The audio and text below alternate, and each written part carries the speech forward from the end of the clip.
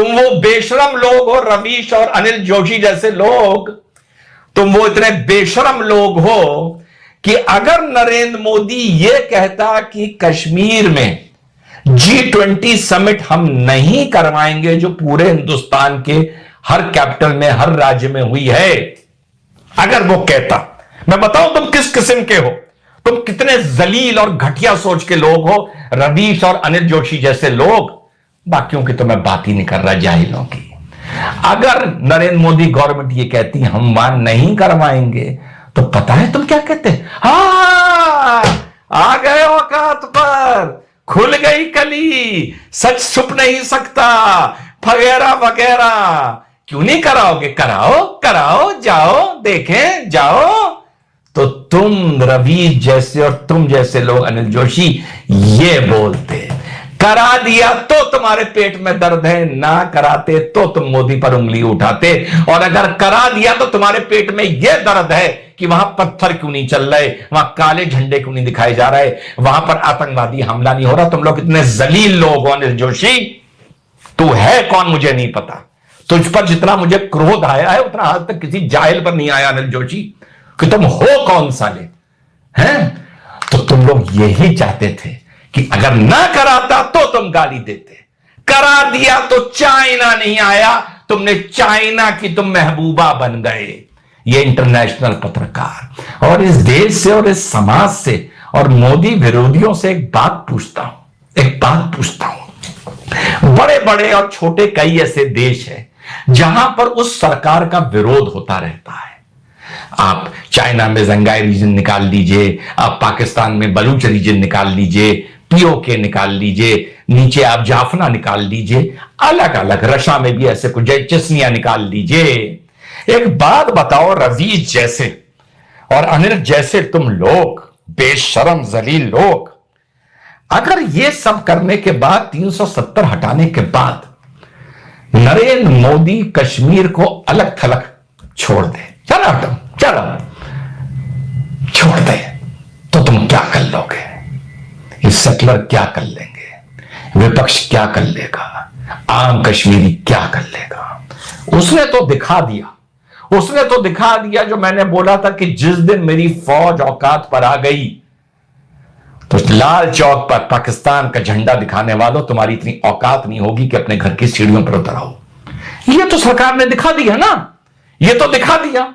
नरेंद्र मोदी अगर कश्मीरियों की तरफ अपना हाथ बढ़ा रहा है, गले लगा रहा है, वो इस डर से नहीं बढ़ा रहा है क्योंकि उसको आगे जाके 370 हटानी है, तो वो अच्छा बनना चाह रहा है।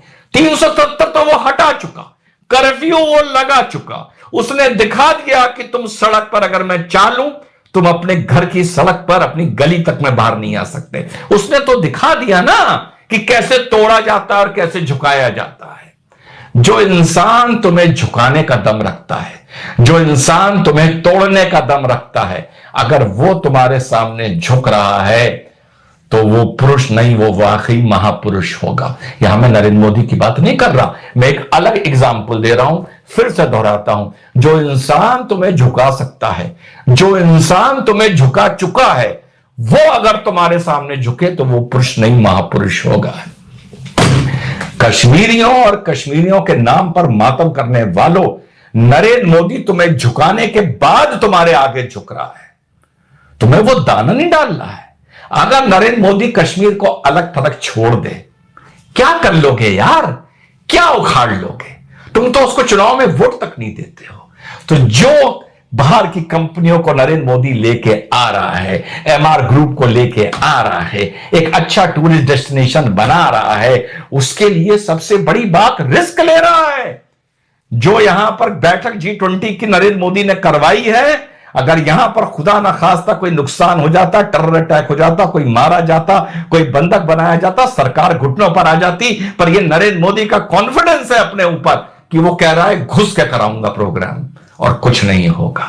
ये उसका कॉन्फिडेंस है। अगर वो उसको गुलदस्ते की तरह नहीं सजा, अगर सजा रहा है, अगर चाह रहा है वहां टूरिज्म आए, चाह रहा है वहां पर इंडस्ट्री आए, चाह रहा है वहां पर उद्योग आए, तो तुम्हारी नस्लों के लिए चाह रहा है ना, अपने लिए तो नहीं चाह रहा है ना, और अगर नहीं चाहेगा तो तुम उसका क्या कर लोगे, मेरा मूल सवाल है।